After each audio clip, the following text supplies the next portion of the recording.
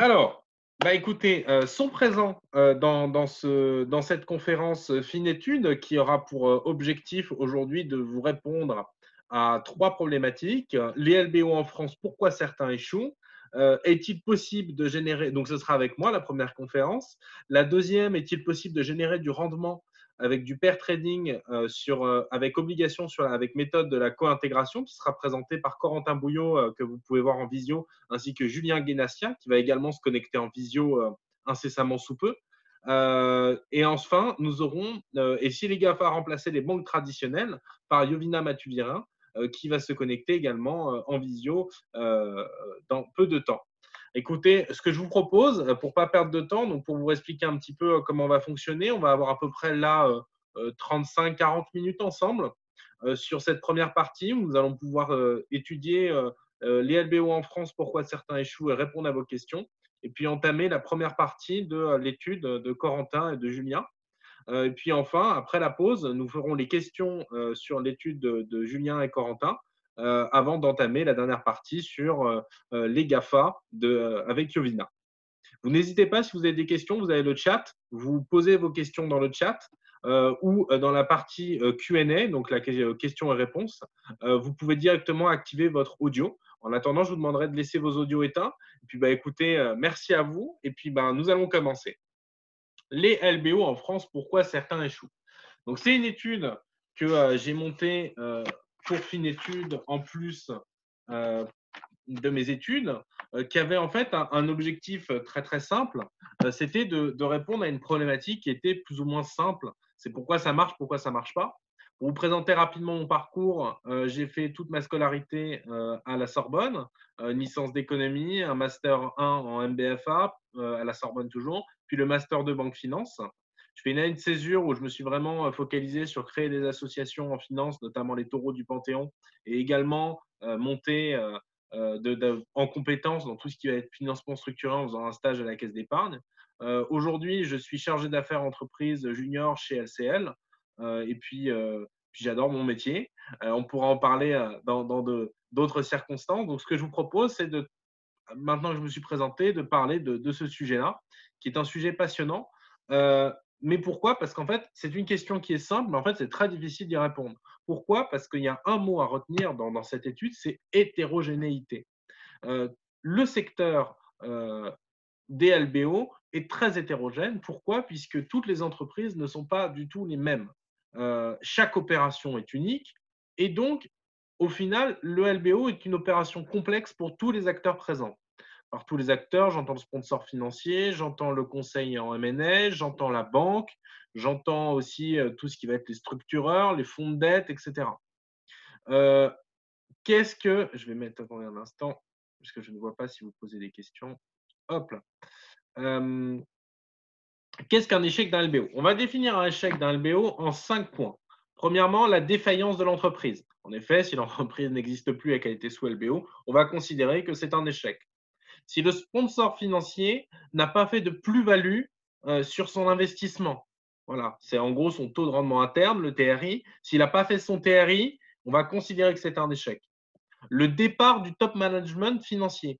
En gros, ça va être quoi? Ça va être plutôt tout ce qui va être le top management de l'entreprise, le dirigeant, le groupe CFO, tout ce qui va être dans les positions stratégiques. Si ils partent de l'entreprise, on va considérer que c'est un échec. Enfin, par la suite, la rupture du covenant. Pour expliquer rapidement ce qu'est un covenant, c'est une clause qui est écrite dans les contrats de prêt, dans les contrats de prêt, et qui a en fait objectif de contraindre l'entreprise à respecter certaines clauses pour pouvoir contracter cette dette. Les covenants les plus utilisés sont les ratios de levier, notamment dette nette sur l'EBITDA. Vous avez aussi le Debt Server Coverage Ratio, le DSCR, qui en gros, lui, comme on pourrait appeler ça, en gros, ça va être le ratio qui vous indique si en une année, vous produisez assez de cash pour rembourser le service de la dette. Donc, il doit être supérieur à 1. D'autres ratios existent, je vous laisserai regarder sur Internet. Et enfin, le refinancement de la dette. En effet, le refinancement de la dette, c'est quoi? C'est que vous deviez la rembourser dans 5 ans, vous ne pouvez pas, vous n'avez pas assez de cash, vous êtes obligé de demander à vos partenaires, vos prêteurs plutôt, de refinancer cette dette, donc de la réallonger sur une autre durée pour que vous pas mettre votre entreprise dans le chaos. Je répondrai bien sûr, je viens de voir ta question Hugo, je regarde toutes les questions dans la partie Q&A, mais en tout cas je les note bien, vous inquiétez pas, j'y répondrai après. Premier point, de quelle structuration est ex ante 2007 et celle qui est post-crise? Aujourd'hui, on nous a posé la question, la structuration de la dette, c'est le problème, les LBO sont mal structurés. Bah, moi, j'ai une question à vous poser. Donc là, vous pouvez répondre dans le chat, hein, c'est interactif. Pour vous, quelle est la structuration d'emploi ressources, du coup, avant 2007 et celle qui va être post-crise? J'ai peut-être mélangé. J'ai peut-être mis celui de gauche 2007, peut-être je l'ai mis à droite, je ne sais pas. C'est à vous de répondre. Je vous laisse dans le chat me dire, selon vous, du coup, quelle est la structuration qui va être ex ante et celle qui va être post-crise?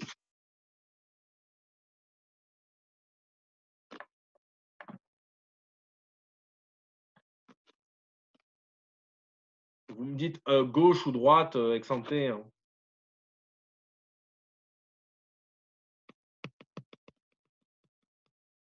Et si vous ne savez pas, vous dites que je ne sais pas. C'est pas grave.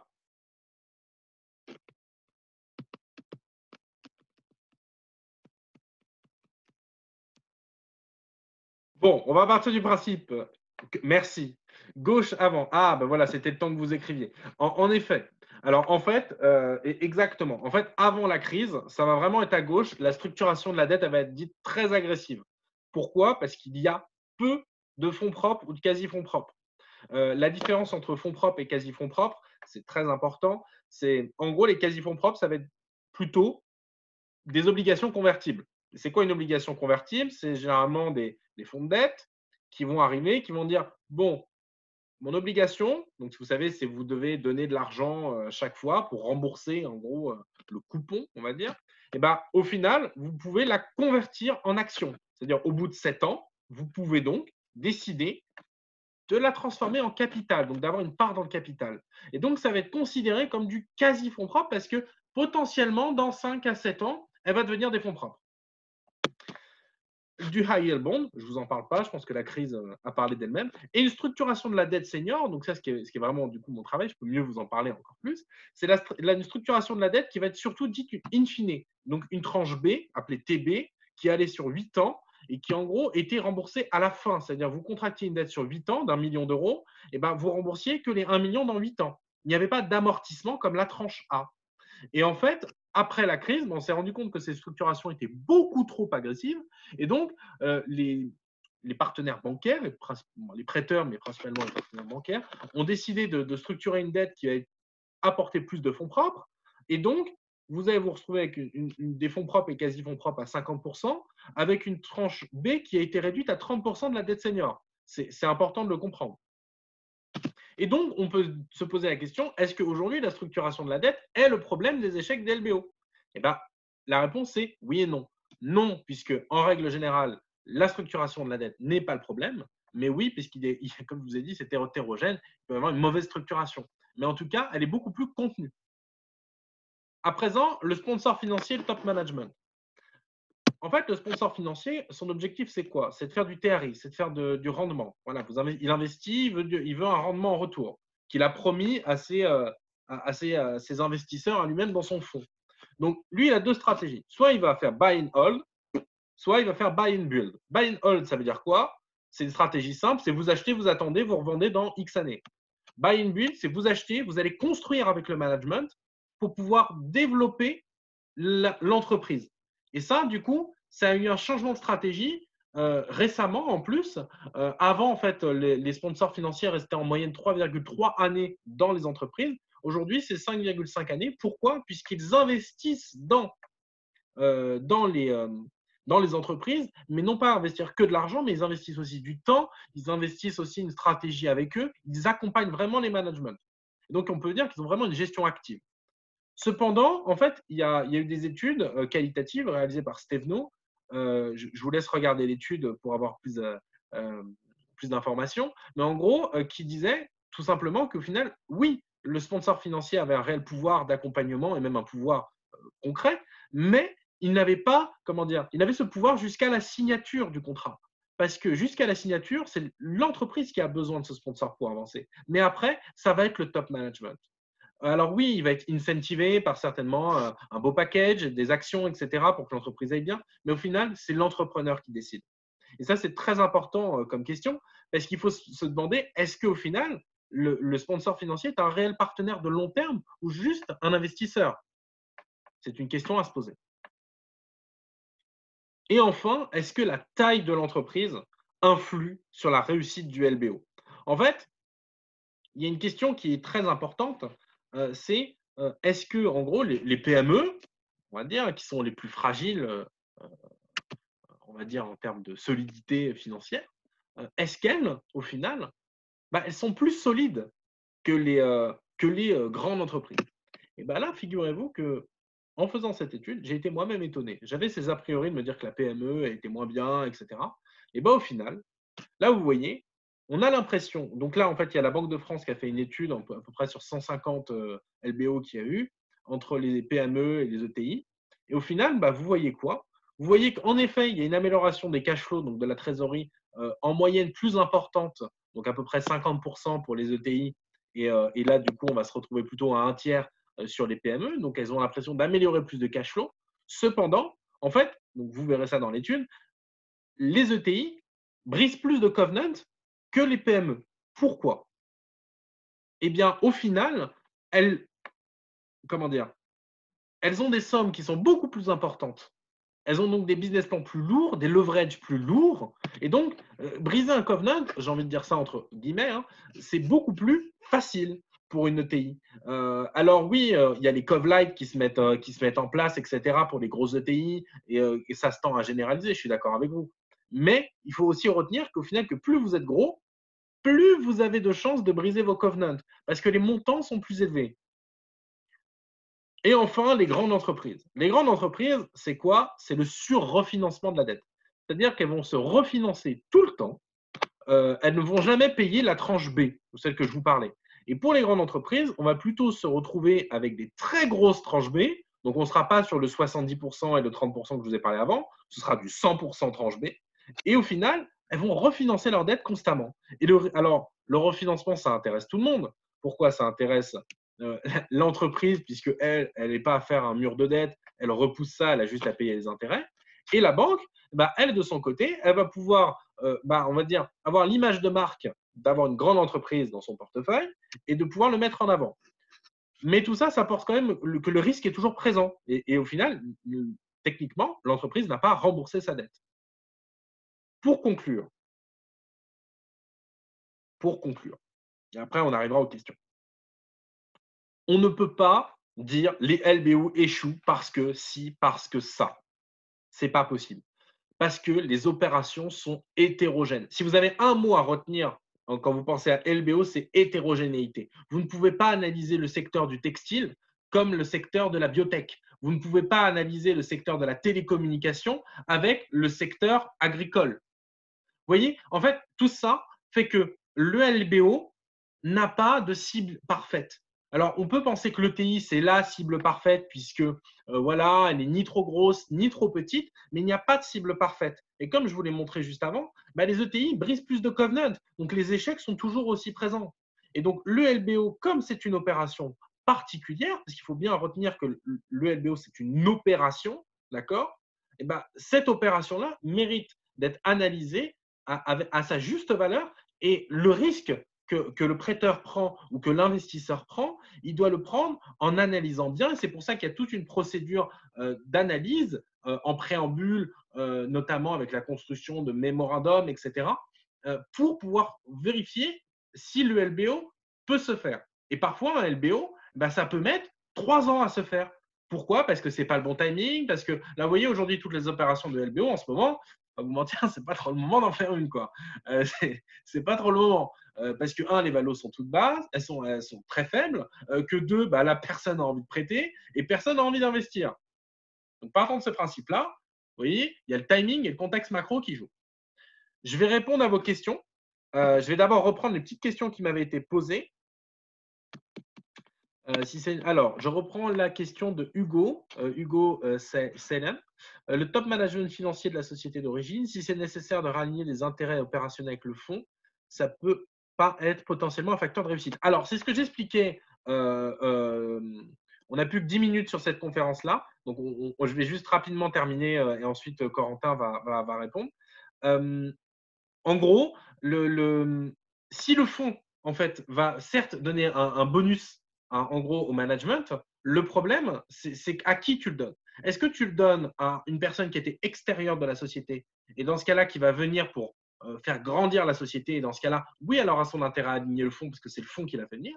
Ou est-ce que tu parles d'un mec qui était entrepreneur, qui a fait venir un fonds et que c'est son entreprise? Ça, c'est deux choses différentes. Donc, oui et non. Comme je disais, c'est hétérogène. Je continue rapidement les questions. Est-ce que tu penses que encore Hugo, est-ce que tu penses que l'accumulation de rounds de LBO peut être sur une entreprise peut augmenter le pourcentage de chances que ça ne marche pas? Alors en fait, j'en ai parlé dans mon étude. Merci. Ça s'appelle les secondary buyouts. Et en fait, ces secondary buyouts, l'objectif c'est quoi? En gros, c'est des LBO à répétition pour expliquer un peu à tout le monde. Et oui et non. Au final, ça a été prouvé que les LBO à répétition, ça n'ajoute pas de valeur par rapport aux LBO précédents, mais ça n'accentue pas non plus les risques de défaillance. Donc là, j'ai uniquement les pourcentages de défaillance d'entreprise qui sont les mêmes, c'est 1%. Donc, mon avis personnel là-dessus, ça dépend quelle est l'opération de SBO que tu parles. Si tu parles de transmission de fonds en fonds sans valeur ajoutée, je vais te dire, bah oui, bah là, tu fais juste de monter de la valo, ça ne permettra pas d'avancer. Par contre, si tu as, comment dire, je te prends par exemple le secteur du bois, si en gros tu fais rentrer, parce qu'il existe des fonds spécialisés, tu fais rentrer un fonds spécialisé dans tout ce qui va être le bois, il va pouvoir te mettre des synergies. Puis ensuite, si tu fais venir un fonds généraliste, il va pouvoir te faire des stratégies d'organisation. En fait, ça dépend quel type d'opération. Voilà. Bah écoutez, je vous remercie. Là, on n'a plus que 8 minutes. Je pense que Corentin et Julien vont introduire et puis on fera la petite pause de 5 minutes. Et puis ensuite, on continuera à la pause pour pouvoir avancer. En tout cas, si vous avez n'importe quelle question, vous avez mon LinkedIn, Hugo Dogeron-Mijoin. Vous pouvez me contacter, on peut en parler sur tous ces sujets. Puis vous recevrez bien évidemment les diapositives à la fin de cette conférence. Je vous remercie et puis je vais laisser la main à Corentin.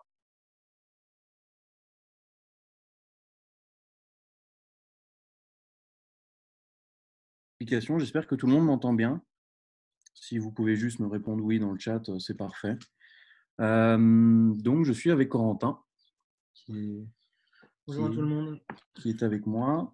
Bonjour à tout le monde.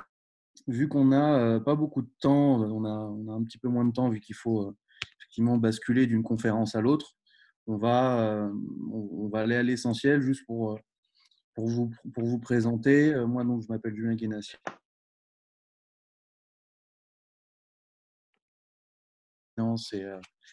Et de M2 Finance de marché. D'ailleurs, je salue Hugo, notre camarade depuis 3 ans.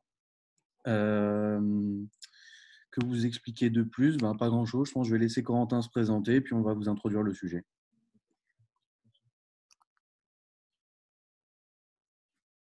Bonjour à tout le monde. Donc, j'espère que vous m'entendez aussi.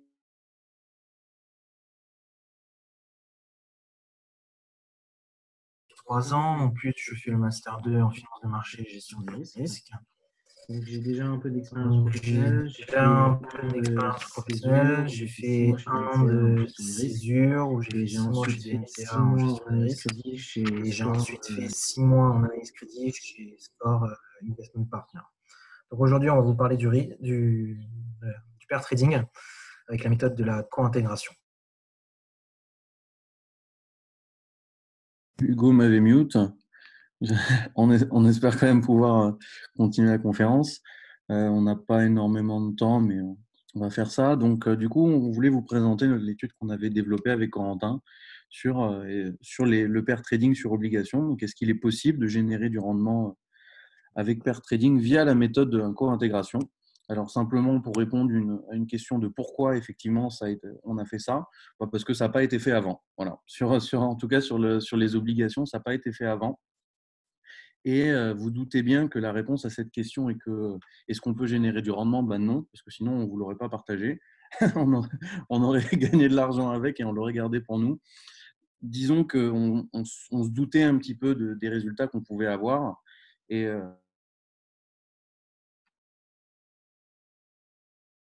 c'est plus la démarche scientifique qui est intéressante dans l'histoire.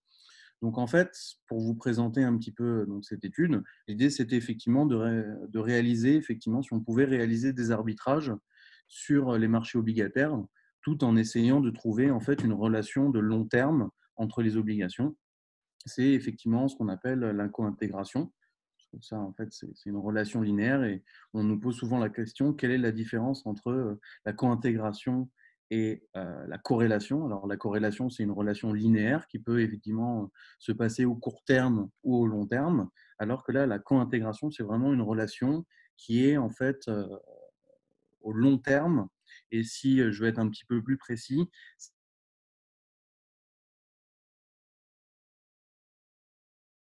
de spread sur les résidus. Sur les résidus, si effectivement ce spread est stationnaire ou pas au long terme. Donc, l'idée est plutôt simple. Peut-être, Hugo, est-ce que tu pourrais passer la slide d'après? L'idée est de vous présenter voilà, ce que c'est le pair trading. Et donc, le pair trading, là, vous voyez, en fait, on va imaginer sur ce graphique, on a deux séries temporelles, une série bleue et une série grise, qui pourraient représenter un actif A et un actif B qui évoluent tous les deux dans le temps. Et il se trouve qu'à un moment donné, sachant que ces deux actifs, vous voyez bien qu'ils ont la même tendance d'évolution. Alors, c'est très similaire, ce n'est pas exactement les mêmes, mais c'est très similaire. À un moment donné, quand on va dire, la série temporelle grise va atteindre un maximum local, donc on n'est vraiment pas sur un maximum global, mais un maximum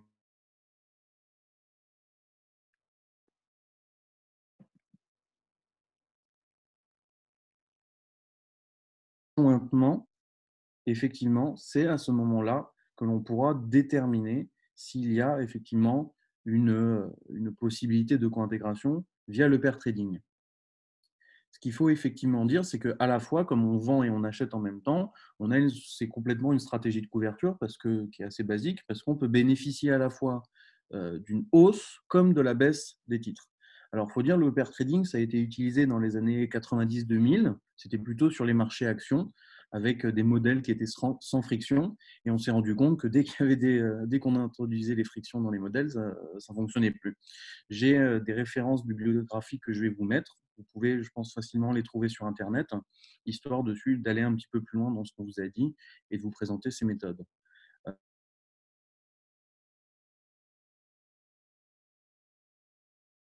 Passer à la slide d'après. Alors, très rapidement, ce qu'on a essayé de faire effectivement par la méthode de co-intégration, c'est le test de Engel et Granger qui a été réalisé dans les années 80 et qui se décompose en deux étapes. C'est-à-dire qu'on a nos deux séries temporelles X et Y, la série grise et la série bleue. Et l'idée, en fait, c'est de réaliser une première, effectivement, régression linéaire, enfin une régression des moindres carrés. Et effectivement, à partir de cette régression, effectivement, appliquer un test qu'on appelle un test de Dickey-Fuller, un test ADF, un test, euh,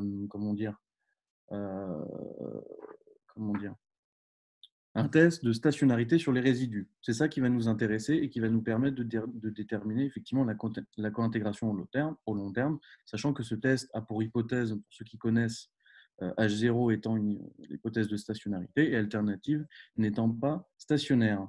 Je vois qu'il nous reste un petit peu moins d'une minute, peut-être Hugo. Donc voilà, donc j'avais parlé des tests de stationnarité. On nous avait posé souvent la question, est-ce que vous n'avez pas fait des tests d'homocédasticité?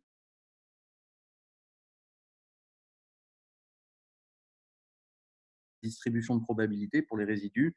Et effectivement, l'homocédasticité, on ne s'est pas forcément posé la question, vu qu'on a vraiment voulu attaquer la co-intégration. Juste pour parler de nos données rapidement, c'est une base de données qui compose en fait des obligations callable bullet, donc avec des maturités supérieures à 2 ans. Et pour justement pouvoir travailler sur effectivement les relations de long terme et sur les pair trades, sachant qu'effectivement nos données se situent sur une période de 2016 à 2019. Voilà. Je vais laisser Corentin vous présenter l'algorithme qu'on a mis en place et effectivement les résultats qu'on a pu obtenir.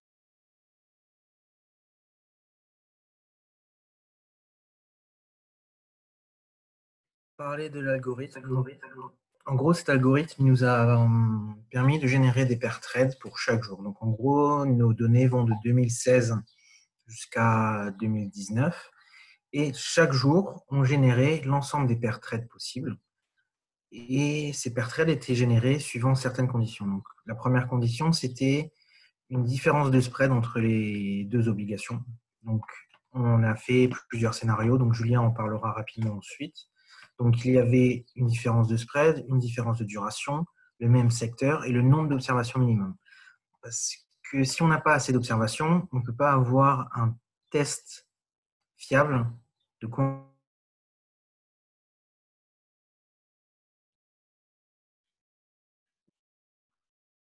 Et ensuite, on attendait de voir est-ce que si ces deux obligations sont co-intégrées, est-ce qu'on va pouvoir tirer profit des divergences sur le court terme. En effet, ce qu'il faut savoir, c'est que la co-intégration, c'est une relation qui est sur le long terme. C'est-à-dire que sur le long terme, deux obligations vont être liées. Cependant, sur le court terme, il peut y avoir des divergences. Et nous, on va essayer de tirer profit de ces divergences en regardant quand les deux obligations vont s'éloigner trop l'une de l'autre. Et quand elles commencent à s'éloigner, on le détecte.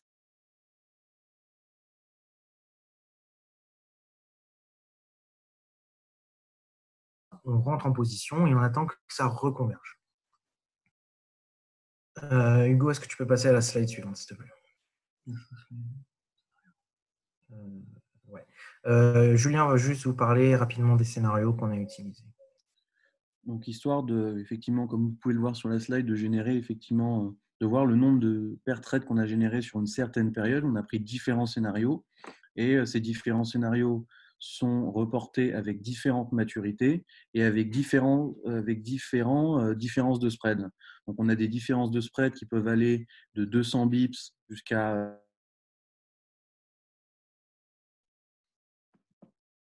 3 ans.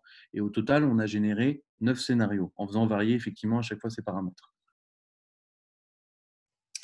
Donc là, vous avez la slide des résultats. Donc sur la gauche, on peut voir le nombre de pair trades qui ont été générés avec les différents scénarios. Donc on voit que plus on augmente la différence de spread ou la différence de duration, plus le nombre de pair trades générés va être important, ce qui est tout à fait logique.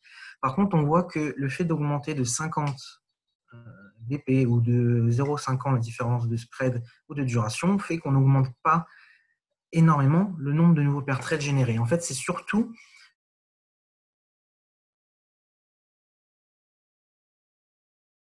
les obligations vont être co-intégrées entre elles. C'est ça, en fait, tout l'enjeu. C'est que même si on voulait générer un nombre de pair trades immense, en augmentant les paramètres, la co-intégration n'existerait plus parce que les obligations n'auraient plus forcément la même notation, le même rating, et surtout, une obligation qui a été émise au début des années 2010 et une obligation qui a été émise, je ne sais pas, par exemple en 2017, n'a rien à voir l'une avec l'autre. Donc c'est surtout ça qui en fait permet d'avoir un algorithme assez fiable. Car même en augmentant les différences entre les obligations, la co-intégration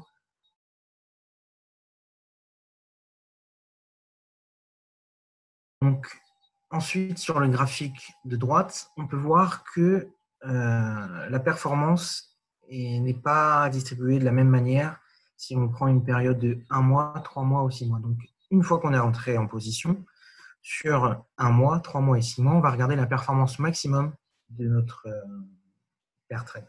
Et on peut voir que sur 1 mois, on a 70% des pair trades qui ont une performance inférieure à 1%. Et quand on passe vers 6 mois, on a à peu près 50% des pair trades qui ont des performances comprises entre 0 et 1%.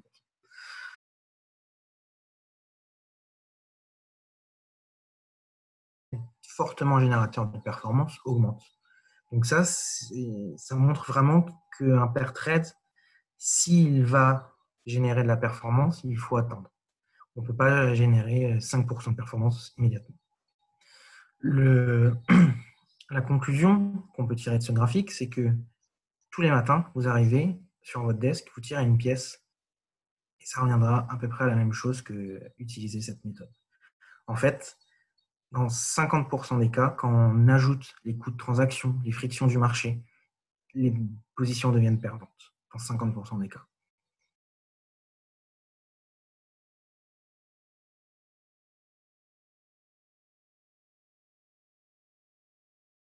Merci Corentin pour cette présentation, parce que pour le coup, c'est vraiment un résumé assez clair de ce qui s'est passé. C'est qu'on a pu générer entre 65 et 82 paires traînes sur les différents scénarios utilisés, donc sur une période de 4 ans. Et effectivement, comme disait Corentin, on arrive sur notre desk le matin. Est-ce qu'on va investir en plus ou en moins? Il suffit de jeter une pièce et ça répondra un petit peu à notre problème. Surtout que le fait est, c'est qu'il faut au moins 1% de rendement pour amortir les frais de transaction. Donc, en fait, il n'est vraiment pas possible de surperformer le marché. Et donc, on en a conclu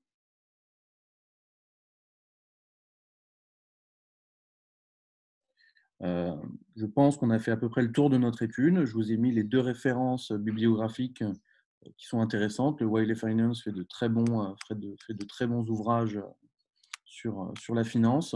Sur le pair trading, c'était assez clair. Et un petit peu plus loin pour les tests économétriques, le livre d'économétrie Pearson. Je pense que peut-être si, pour vous laisser un petit peu le temps de digérer peut-être cette présentation, vous pouvez nous envoyer des questions sur LinkedIn, donc en nous ajoutant Julien Guénassia et Corentin Bouillot, sachant qu'on va sortir bientôt d'autres études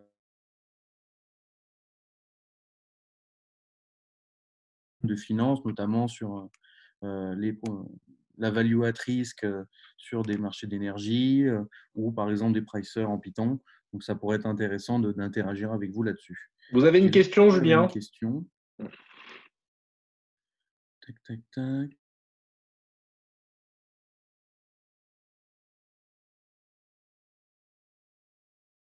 Hugo, pour répondre à ta première question, donc on fait tourner effectivement l'algorithme que sur les données de 2016 à 2019, parce qu'en fait, c'est un peu compliqué d'avoir des données sur les obligations, parce qu'il nous faut premièrement le spread quotidien.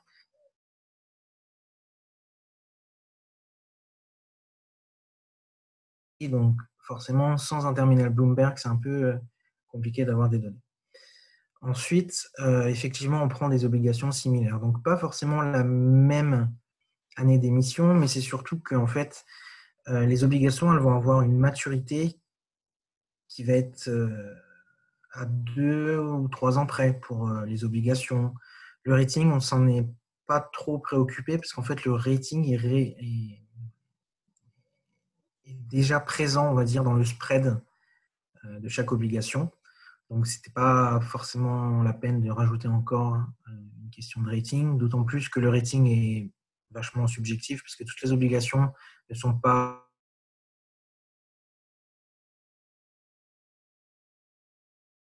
même entreprise, donc c'est un peu compliqué.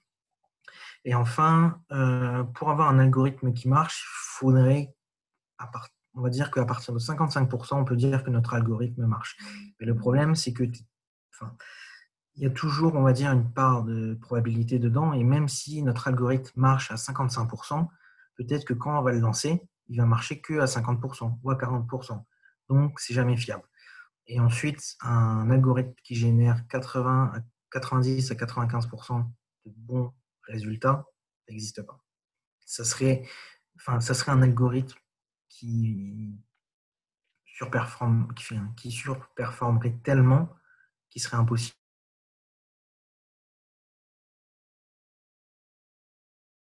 de trouver la formule magique et c'est le nouveau Bill Gates, quoi. Voilà. Bon, bah, écoutez, merci Corentin et Julien. On va du coup passer à l'étude de Yovina sur du coup les GAFA remplacer les banques traditionnelles. Yovina, est-ce que tu m'entends? Oui, je t'entends, Hugo. Et toi? Super, on t'entend très très bien. Eh bien, écoute, je te laisse la main. Je te laisse la main. Donc, bonjour à tous. J'espère que vous m'entendez aussi. Donc, je suis Yovina Matuira, aussi étudiante à la Sorbonne, actuellement en année de césure. Donc, la première partie, c'était en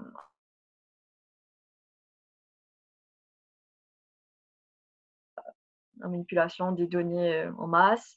et donc les GAFA. Et actuellement, je suis chez KPMG en Transaction Services. Donc, ce n'est pas tout à fait la même chose, mais on reste dans le milieu de la corporate finance. Donc, mon étude, c'est et si les GAFA remplaçaient les banques traditionnelles. Dans un premier temps, on va définir ce que c'est les GAFA et la banque traditionnelle.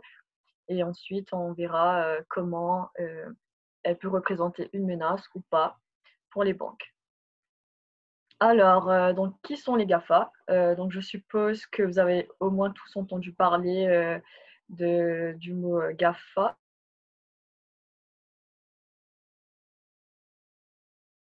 Donc, ça représente Google, Amazon, Facebook et Apple. Donc, dans mon article, j'ai fait une étude qui portait sur la comparaison du PIB, donc du GAFA, et d'autres pays. Et on a pu voir que le PIB que généraient les GAFA était aussi important que celle du Danemark. Et donc, en rajoutant Microsoft au GAFA, donc ça devient GAFA, ils se sont placés à la quatrième place mondiale, donc ex aequo avec le Danemark. Mais la grande différence, c'est que le Danemark, ils avaient une population, donc ils ont une population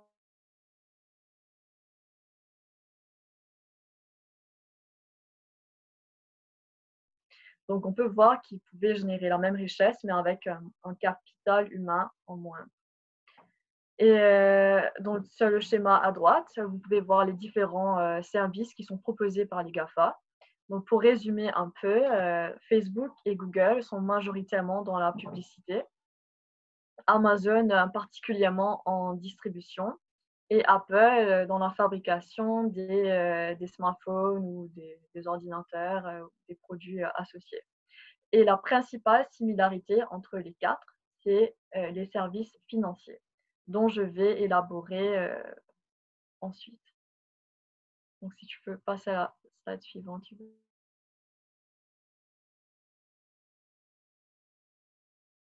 Remarquez que j'ai précisé traditionnel. Pourquoi? Parce qu'on a d'autres types de banques, dont la banque en ligne, les néobanques. Donc, les trois fonctions d'une banque, c'est la création monétaire à travers l'octroi du crédit, la transformation de la maturité et des risques. Et comme j'ai évoqué un peu plus avant, donc les autres formes de banque, donc la banque en ligne et les néobanques, ils proposent quoi? Donc, la gestion de votre compte courant grâce à votre smartphone, donc qui n'était pas possible avant et qu'on verra si les banques se sont aussi mis sur la même longueur d'onde.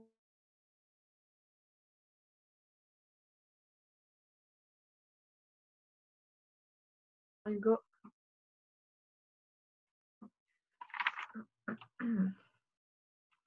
Alors, les GAFA et l'innovation financière. Donc, on peut voir que Amazon, elle s'est engagée sur le marché du paiement avec une carte crédit qui a été émise par une banque américaine, JP Morgan Chase. Et donc, ce service, malheureusement, il est réservé qu'aux abonnés de Amazon Prime. Et donc, le principal avantage avec cette carte, c'est le cashback. Donc, c'est un principe quand vous investissez, donc quand vous achetez donc des produits sur leur site.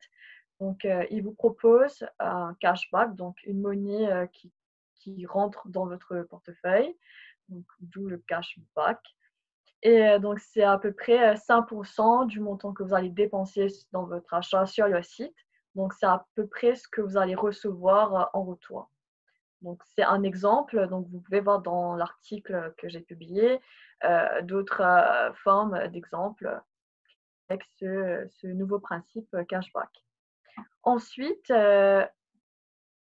ok, merci Yann. Je prendrai vos questions, mais je répondrai à la fin. Ensuite, on peut voir qu'avec Apple, ils ont proposé une carte crédit, donc appelée Apple Card. Cette fois-ci, ça a été émise par la banque Goldman Sachs. Donc, c'est réservé uniquement aux utilisateurs Apple parce que cette carte, en fait, elle fonctionne de pair avec votre téléphone. Donc, si vous n'avez pas l'iPhone, donc ce ne sera pas possible d'utiliser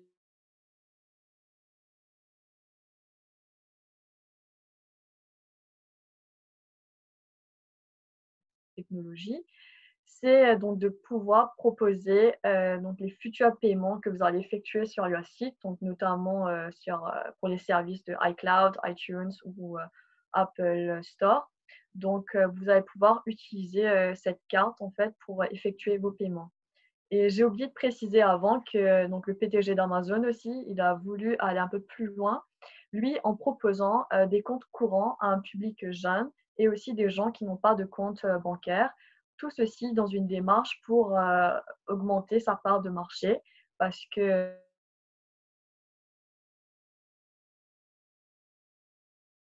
chez Amazon, donc en leur proposant ce nouveau service, ils seront les consommateurs et donc augmenter sa part de marché. Ensuite, Facebook. Alors, Facebook, avec leur projet de monnaie numérique Libra, donc je pense que vous avez beaucoup entendu parler l'an dernier. Donc, c'est quoi? C'est un principe d'avoir une monnaie universelle, donc qui est disponible et accessible à tout le monde. Donc, on parle d'une stable coin. Donc, c'est quoi? Donc, c'est tout simplement une monnaie qui est indexée à un panier de devises dites fiat stables. Donc, par exemple, l'euro, la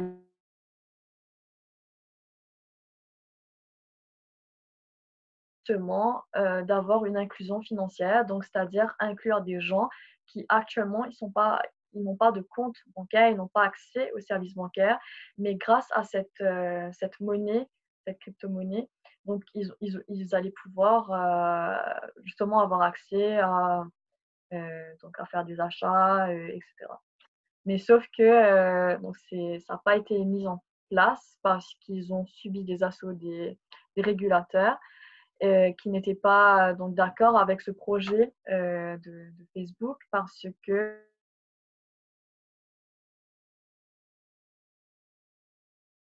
donc, donc la gestion financière, ça allait être difficile parce que donc, vous pouvez imaginer que sur Facebook, on a des millions d'utilisateurs et donc pour pouvoir savoir où et comment ils allaient utiliser cette monnaie. Donc, il y aurait de forts risques, donc, par exemple, donc, à des fins terrorisme ou blanchiment d'argent ou des cas de fraude, etc. Et donc, mais ceci n'a pas découragé Facebook pour aussi rentrer dans ce nouveau secteur financier avec le Facebook Pay Facebook, mais aussi sur ses filiales, dont WhatsApp et Instagram. Mais je pense que vous connaissez un peu tous le principe d'une collecte de fonds où vous avez pu voir avec, donc en ce moment, avec cette pandémie, donc on voit souvent sur Facebook circuler plein de récoltes de fonds pour des associations et tout. Donc ceci, c'est possible avec ce nouveau service de Facebook. En dernier, donc on a Google, donc avec son lancement de compte courant. Donc eux, donc le Citigroup, qui ont permis justement pour mettre en place donc ce service financier. Et ils ont aussi un portefeuille électronique donc nommé Google Pay. Et donc c'est un service de paiement peer-to-peer. Et il est bon à savoir que c'était une fusion entre Google Pay et Google Pay Send. On peut passer à la slide suivante, Hugo. Merci. Alors, GAFA versus banque traditionnelle. Est-ce que les GAFA sont... Donc, c'est une question que je vous pose. Donc, peut-être vous pouvez réfléchir entre-temps que j'évoque les points. Donc, premièrement, c'est le pouvoir de marché. Donc, parce que les GAFA, comme on a pu voir dans le premier exemple, ils se sont placés au même niveau qu'un pays. Donc, on peut voir qu'ils ont quand même une part de marché assez conséquente et qu'ils représentent non pas une menace que pour les banques, mais aussi pour les pays, en quelque sorte. Et donc, en deuxième lieu, on a l'innovation technologique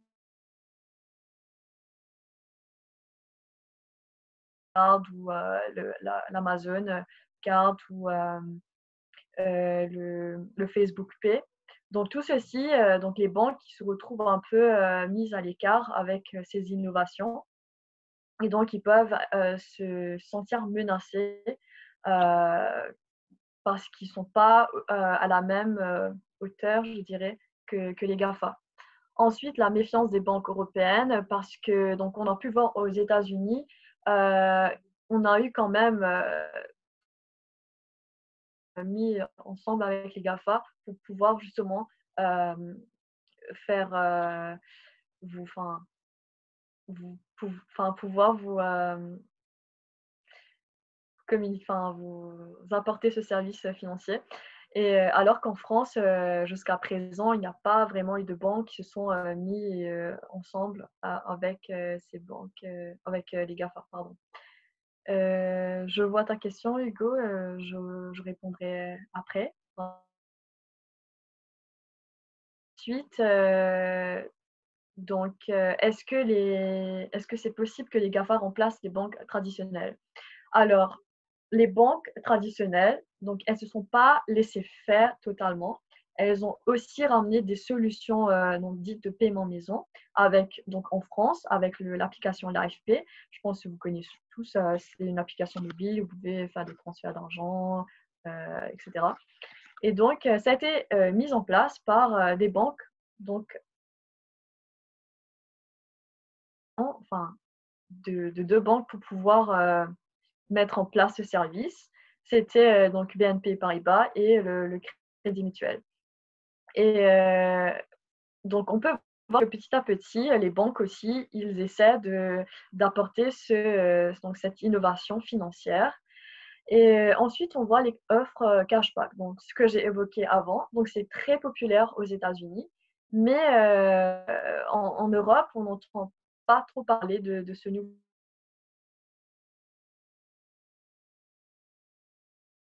C'était la Société Générale, où ils ont proposé justement un cashback au-delà une hauteur de 5% pour toutes les dépenses que vous allez effectuer.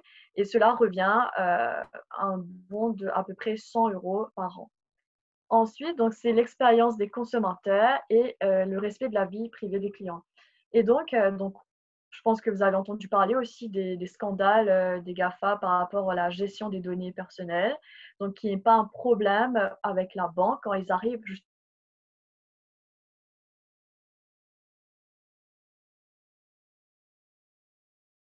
à respecter justement leur vie privée et tout en, en leur permettant d'avoir recours aux services financiers. Et aussi, ce qui s'est passé avec les GAFA, donc notamment Google, où il a pris fort pour une sanction des pratiques anticoncurrentielles avec son système d'exploitation Android, donc où il avait une position dominante sur le marché. Donc, on a cette tendance à voir que les GAFA, en fait, ils ont tendance à avoir une position dominante sur le marché et ils ne le laissent pas faire. Et donc, on peut voir que s'ils voulaient vraiment remplacer les banques traditionnelles, ils devaient avoir donc, ensemble avec eux les régulateurs et d'autres avec eux, quoi. Et donc ce qui n'est pas possible actuellement. Et comme on a pu voir aussi avec le projet Libra, où ils se sont fait recaler. Je dirais que pour la conclusion, donc c'est que les GAFA, en fait, ils ont ramené un côté innovateur dans le service financier.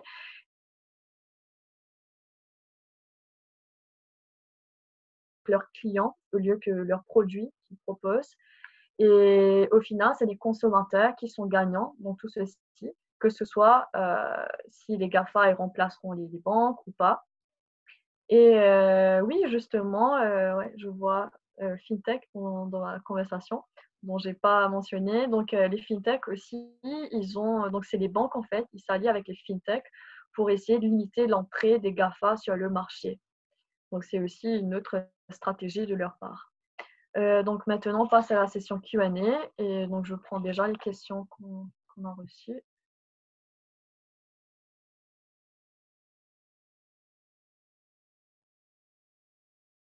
Faudrait-il pas ne pas démanteler les GAFA pour contenir leur domination inédite?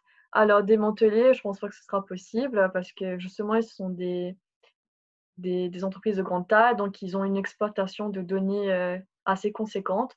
Donc pour démanteler, donc il y aura plus cette notion big tech justement où ils peuvent avoir la gestion des données en masse. Et ce qui a été mis en place par contre, c'est donc ils parlent de taxer les GAFA. Donc c'est la France, ils ont voulu mettre en place cette taxe avec un niveau de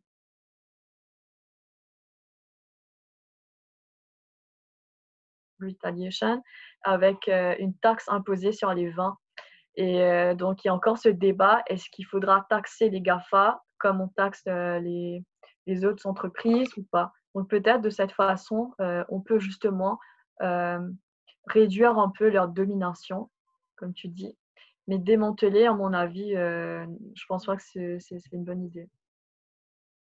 Ensuite, une question de la part de Hugo. Est-ce que les banques traditionnelles ne sont-elles pas leurs propres menaces? L'émergence des néobanques et de l'attrait des GAFA pour les banques proviennent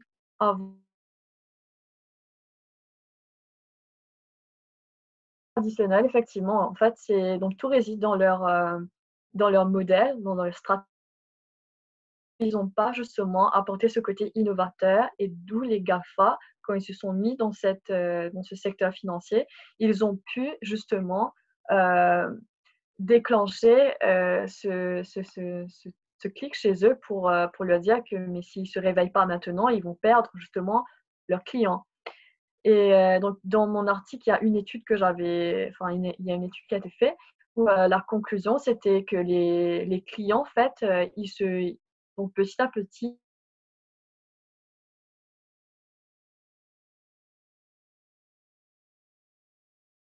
que les banques et que c'est beaucoup plus facile, rapide et surtout moins coûteuse que ce que proposent les banques.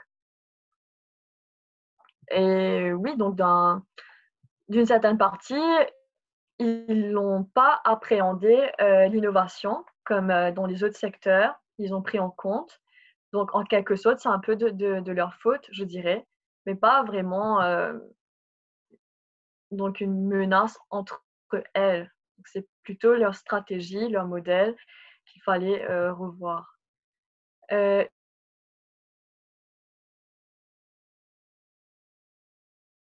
contre les GAFA. Oui, justement, donc c'est ce que j'ai mentionné en dernier point. C'est une stratégie de leur part, justement, pour empêcher, enfin, pas vraiment empêcher, mais limiter l'entrée des GAFA dans leur secteur.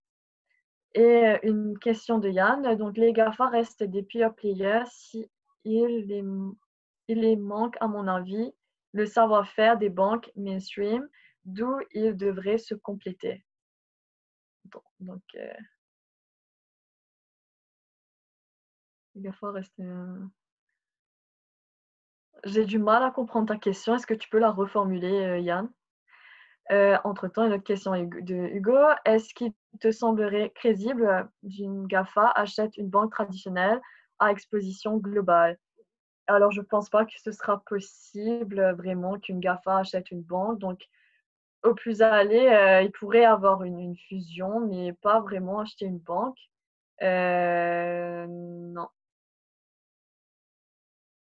Ah, d'accord. Bon, bah, tu as mon avis. Yann, donc si tu pourrais juste reformuler ta question parce que j'ai un peu de mal à comprendre. Je pense qu'il ne faisait pas une question, Yann, il donnait son avis, mais il me confirmera. Ah, J'ai l'impression qu'il donne plutôt son avis. C'est d'accord. une question et je pense que voilà. Ok. Bon, bah, si vous avez d'autres questions ou Il nous reste en tout 9 minutes. Donc, si vous avez des questions sur toutes les études, même sur Finétudes, ce qu'on fait, etc., c'est le moment. On va dire il y a 5 petites minutes et puis on va conclure sur cette conférence. Donc, vous n'hésitez pas. Il y a toujours Corentin et Julien ils sont présents. Corentin, Julien, vous êtes toujours là? Toujours là. Toujours là. Donc, faut pas hésiter. Si vous avez des questions sur nos 3 études, est-ce que c'était clair pour vous? Est-ce que du coup vous avez apprécié ce moment avec nous?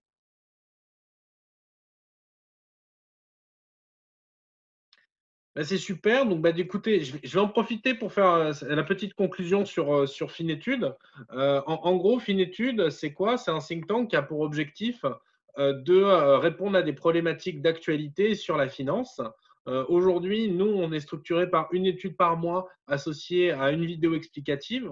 On donne aussi des conférences chez nos partenaires associatifs et on en donne nous-mêmes nos propres conférences, comme vous venez de la voir. L'objectif pour nous, c'est de pouvoir développer nos études et de pouvoir avoir un retour sur nos études de votre part. Donc, il ne faut vraiment pas hésiter sur notre LinkedIn à nous dire en dessous des études, vous avez l'étude de Yovina, de Corentin, la mienne, vous fouillez un peu, c'était la première, mais en gros, voilà, n'hésitez pas à nous faire un retour que vous avez apprécié ces études-là, ou même les autres. Enfin, le but, voilà. Nous, chez Finétudes, sachez qu'on recrute des personnes qui seraient intéressées pour réaliser ces analyses. Donc, nous, on est tous bénévoles, hein, on est une association. Donc, l'objectif, donc, si vous êtes intéressé, vous n'hésitez pas à m'envoyer un message et puis on en discute. Et puis, bah, écoutez, n'hésitez pas à vous abonner à notre newsletter. Normalement, si vous êtes inscrit au formulaire, vous avez formulé le choix ou non de vous y inscrire. Et puis, bah, en tout cas, je vous souhaite à tous un excellent week-end. Il y avait une petite question, pardon. J'aimerais simplement, si vous prévoyez d'autres présentations. Oui, Adia, on a prévu de faire d'autres conférences. Le but, là, c'était d'en faire vraiment un test sur ces 2 premières conférences qu'on a données. On avait eu beaucoup de personnes qui étaient inscrites. Donc, au final, j'imagine bien qu'on va en refaire, vu qu'on a eu quand même pas mal de personnes qui sont inscrites hein, sur les 2 conférences. On a été obligé d'ouvrir une deuxième conférence parce qu'au final, on a eu, on va dire, plus de 200 personnes inscrites. Donc là, c'est un peu dommage que vous avez que 25-30, mais au final, je comprends, hein, c'est toujours les aléas. Mais en tout cas, oui, le but pour nous, c'est de faire d'autres conférences. Pour répondre à ta question, Hugo, derrière, oui, l'objectif, c'est de faire des conférences en présentiel. On a même prévu on vous fait un petit teaser, mais de faire une conférence, pardon, un after work. On en parlait avec nos partenaires, de faire un after work pour qu'on puisse tous se rencontrer, échanger et vraiment avoir cet esprit think tank que nous, on veut développer. Donc, c'est vraiment important pour nous de ces points-là. En tout cas, moi, je suis très content que vous ayez pu avoir de l'intérêt pour Finétude. On est très content de vous avoir eu. Et puis, bah, en tout cas, comme je le disais, n'hésitez pas si vous avez des questions, on est tous disponibles.